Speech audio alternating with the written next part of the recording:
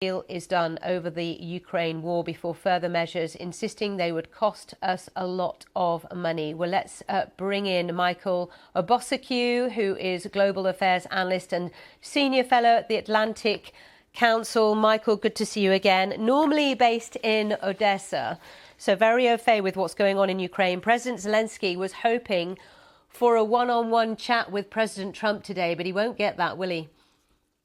It doesn't look like it, Sally. Good to be with you. President Zelensky, I think, was hoping for a further reset of relations with Mr. Trump after that Oval Office blowout. As you know, they've had that meeting in the Vatican, and things have improved relatively well. I think Mr. Zelensky, had he had a moment with Mr. Trump, he would have said, we need a lot more sanctions, but we also need the continuation. We need a promise of the continuation of weapons and intelligence sharing.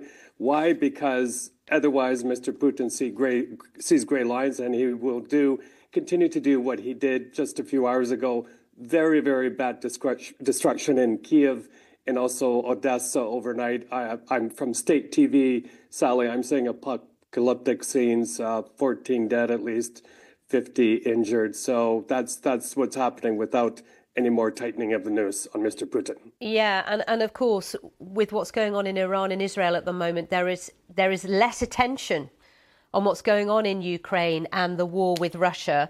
What did you think of Donald Trump's comments that perhaps Russia should have been invited to this summit? Mark Carney has made the move of inviting lots of other world leaders to this event who will be arriving in the next day. Narendra Modi, Cyril Ramaphosa, sure. Lula da Silva. What about making it a G8 again?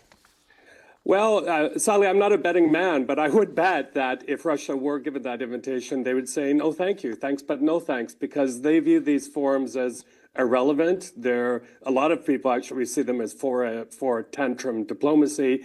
And even we were hearing yesterday from Canadian broadcasters that they're not even going to come out with a final communique. But I think Russia is leaning more into blocs like the BRICS bloc of nations that was started by Brazil, Russia, China, and so on. And they don't want to give these types of bodies credibility. So I don't think they'd accept the invitation. But for President Zelensky, it does not bode well for him, does it? That's the thinking of President Trump, that actually Russia should be invited in, when President Zelensky is pushing for more pressure and more sanctions and more support from the US. Yeah, exactly, Sally. And it's Mr. Trump's belief that normalization with relations with Russia would somehow bring an end to the war. But he also has this fantasy that it will bring huge economic gains to the United States. I don't think that will happen, because Russia's economy has gone down to about the size of the Netherlands. So, look, again, it's sending out the wrong signal to Mr. Putin that he can do what he likes. Again, that strike overnight. And also in Tbilisi, Georgia, here, I mean, I'm less than a 2-hour drive to where Russian tanks and our missile bases are stationed. Okay. And that line keeps on moving every day further. There's a lot of growing fear here that this kind of gray line zone that Mr. Putin is exploiting will also take more territory here. Michael Bociurkiw from the Atlantic Council, thank you so much. Thank you for having me.